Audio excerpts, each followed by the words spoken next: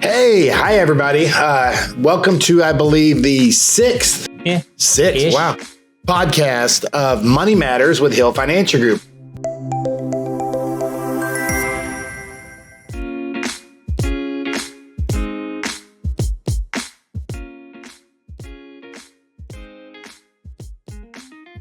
We are located right here in Midlothian, Texas. Say that 5 times fast. Mm-hmm. And we are actually filming, gracious enough, at the wonderful Speakeasy up in Union 28. It's the restaurant, live music venue over there next to us over there on Highlander. I think this next month in March, they have Roger Krager, which I'm pretty excited about. Josh Ward, that'll be fun. I'm trying to remember. We have the Dueling Pianos. I think they're coming towards the end of the month. Anyway, so we're up here having fun. We're not here to talk about Union 28, but thank y'all. If you've subscribed, if you're watching or listening now, we appreciate it. We've had a lot of fun doing this. Yeah. I always want to thank Haley and Colton with Better Together. They always help us with these podcasts. These are the people behind that have done 100 of their podcasts. Go watch theirs. But watch theirs maybe after you see ours so you can see all the things that they do right compared to us, if you don't mind. So I don't want to be compared to them too much. But again, we're going to ask every time for people to send in comments, to send in questions, anything you want us to talk about within reason. It could be financial. It could be anything else. What's your favorite movie? What's this? We don't care. We're doing this so we can kind of get more personal with our community, number one, and number two, to maybe offer information that's a little bit harder to find out there on Google and all the other things. For sure. One of the things that we get asked is, well, for example, how many of you out there have shopped or even considered getting a chicken over the last couple of weeks because eggs are like $5? Are you talking about eggs? Yeah. I mean, we've considered, hey, maybe we can just get a chicken coop and get 10 chicks and let them grow up and give us eggs. I mean, because it is insane right now how much eggs. So that's, the flu, the bird flu and all that, the inflation on some grocery prices. So today we're going to talk about how do you kind of combat with inflation and future economic uncertainty, which I think is very topical in these days and times. So I'm going to let Casey take it over, and that's kind of our topic for today. For sure. So thanks, Mike. Yeah, I mean, when we're thinking about this, like one of the things that people get concerned about is how do I protect my assets from a rising inflation environment? And so, Mike, what would you say to a client that was concerned about that, or how we manage that for them? Well, okay. In a rising inflationary market, you're going to have the possibility of the Fed raising rates. Sure. So if the Fed raises rates to fight inflation, I don't think I'm going to be too heavily invested in bonds or any kind of debt instrument in a rising interest rate market. I do like dividend stocks if you're going to look for equities, because dividend stocks tend to rise with inflation. But I also love, of course, metals, commodities, gold, silver, oil, platinum. They all seem to do well. Inflation, they're inflationary hedges, and they kind of counteract the stock market. Typically, gold and silver is up when the stock market's down. Not lately, but I mean, one versus the other. Gold's been on a tear the last year, 2 years. Get that question all the time. Should we buy gold? Should we buy gold? I love land as an inflation hedge. Also, property that pays income because right now, and I was at sorry to steal all the time, but I was at a conference about 6 months ago, and one of the speakers worked for Goldman Sachs, and he was on the Federal Reserve Board. And one of the things he said is the thing that we look at when we're looking at interest rates. We got CPI, we have all. I thought this was very, very interesting. I can't mention the speaker because I don't have the authority to quote him, but I'll just say, as a Fed governor, he was up there and he said one of the number one or top things we look at are apartment rentals. If rental rates for apartments go up year over year, we know we have inflation. When apartment rentals prices start coming down, we know inflation's under control, or at least it's starting to come down. I thought that was very interesting. I mean, they look at all the other things, oil prices and all that. Sure. And a question was asked, why? And he said, because if you're able to pay more for rent, which is the basic necessity of life. Yeah, got to have a roof. If you're able to pay more in rent and they get away with it and they're still at 99% occupancy, we know people can afford it. Therefore, they have more money in their pocket than they did a year ago, et cetera, et cetera. So I thought that was very neat on how that was. But to combat inflation, investment-wise, I like dividend stocks. I like land, income properties, REITs. I like things that do well with real estate, It's a good hedge against inflation. So is gold, so is silver. But yeah, and I can go into land and real estate investment a little bit later, but I love leverage in that atmosphere. So anyway, so another thing is economic uncertainty. You know, we have inflation. What are some things or advice that you could give, Casey, if we got, oh my gosh, it's COVID, it's whatever, 2008, we've got economic uncertainty. What are some things that you could kind of tell clients or tell some of our listeners that they might want to do? Yeah, for sure. So, I mean, the market is cyclical. So there will be, you know, sectors of the economy or sectors of the market that are going to be in favor, out of favor, in any given period of time. And so it really, the name of the game is about diversification and making sure that you're with the right money managers and portfolio investment strategists that are, you know, knowing where the market's headed and taking advantage of, you know, repositioning and reallocating into those areas where they think the economy's going. So we just make sure that those managers are in place and then monitoring and making sure that we're, you know, diversifying you into those various areas to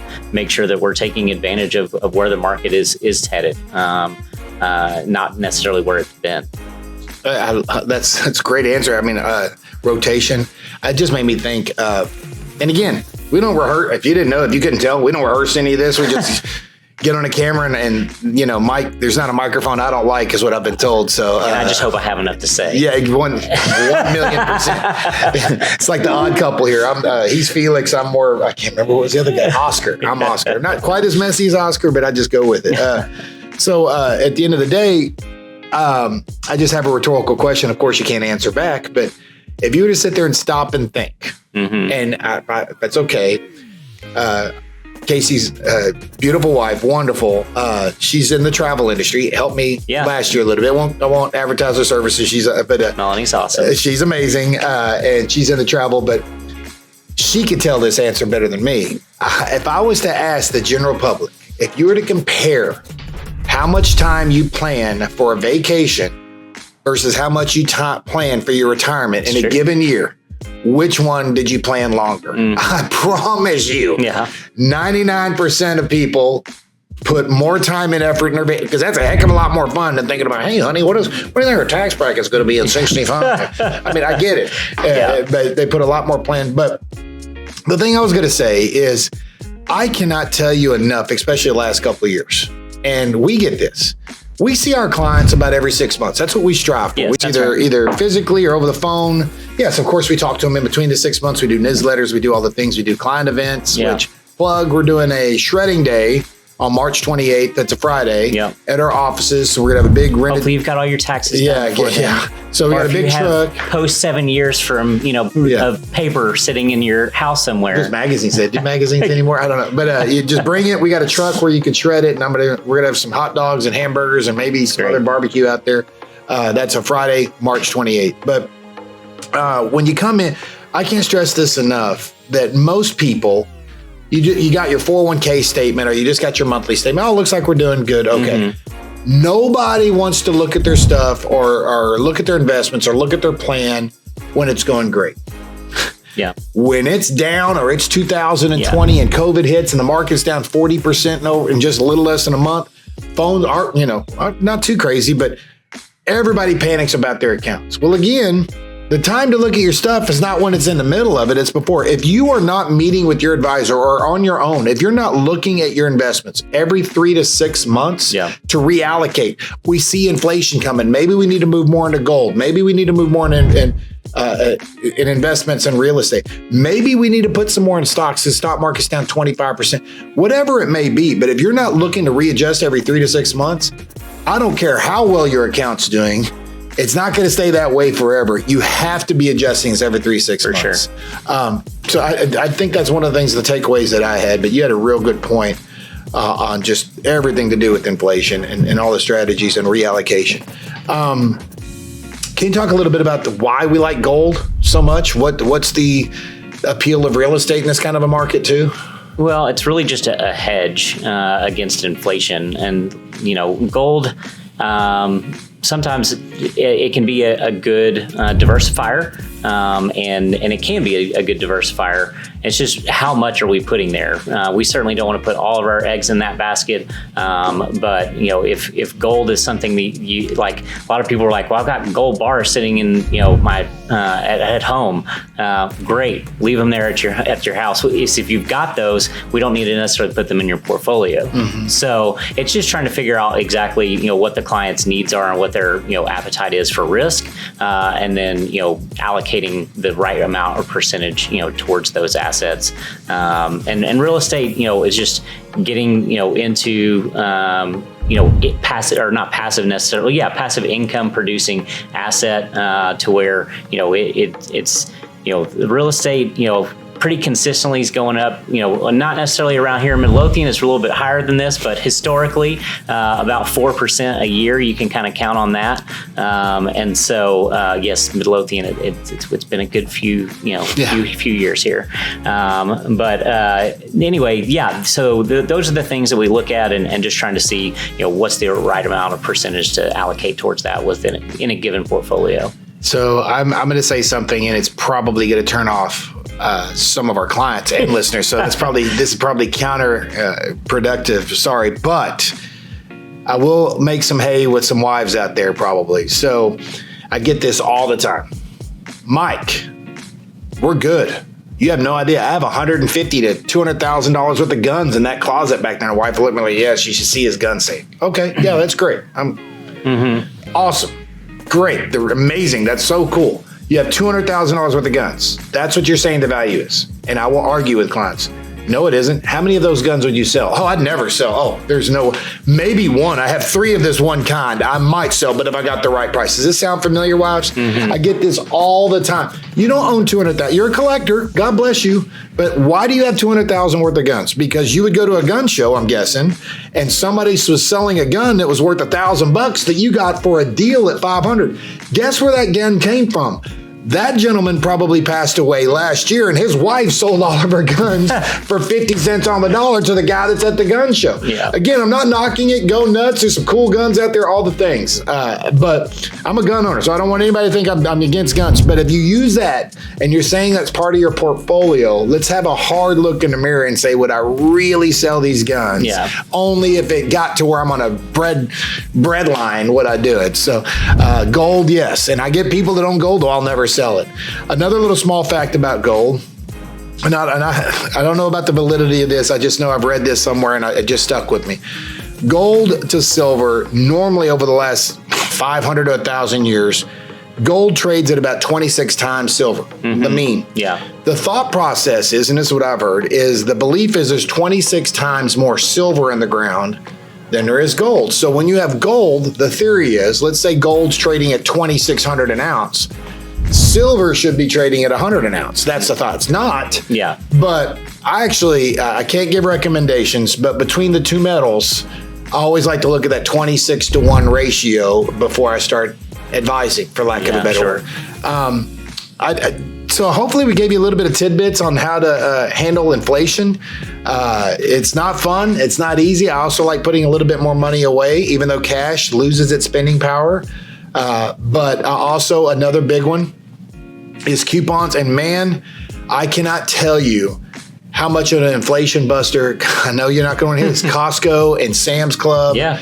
And that is buy in bulk. Buy it, you get it for cheaper, and then just store it, especially when you have inflation. I know not everybody wants 500 paper towels in their house, but you save money in the long run when you have inflation, when you buy in bulk, especially the things you're going to use every day. Yep.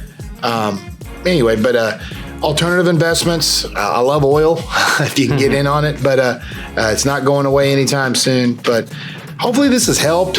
We can tell y'all how to maybe invest a little bit in inflation. One last thing, one thing that you may not be able to do on your own is I like tips or what they call floating rate. Can you kind of describe what a floating rate bond is? Because I say I don't like bonds in this environment too much, but a floating rate bond might be something that people could look into. Yeah, so that floating rate bond is just adjusting based on what's going on in the bond market. So it's adjusting and getting ahead of where they think the Fed is going, whether it's raising rates or cutting rates. And so you're not buying a bond that has, you typically a bond, you buy a bond at, it's a 4% coupon. It's going to pay you that for 10 years, 15 years, whatever the duration of the bond is. But floating rate bonds, that coupon will adjust and float with what inflation is doing. So if you think you're going to have inflation, or if you're going to have rising rates, sometimes floating rate is another way to go, because like the old adjustable rate mortgages, as rates go up, the rate of interest you get goes up. When it goes down, not so much fun. They're harder to sell. Yeah. But I appreciate it. Hope y'all learned something on the podcast today about inflation. Go buy all the eggs that you can. Don't buy 200,000 worth of guns. Just buy 190. Have some fun. Man. And from Mike Hill and Casey Harding with Hill Financial Group Money Matters podcast, we enjoy having you, and hopefully subscribe and send in some questions, send in some comments. We would love to work on some new material. You bet. God bless.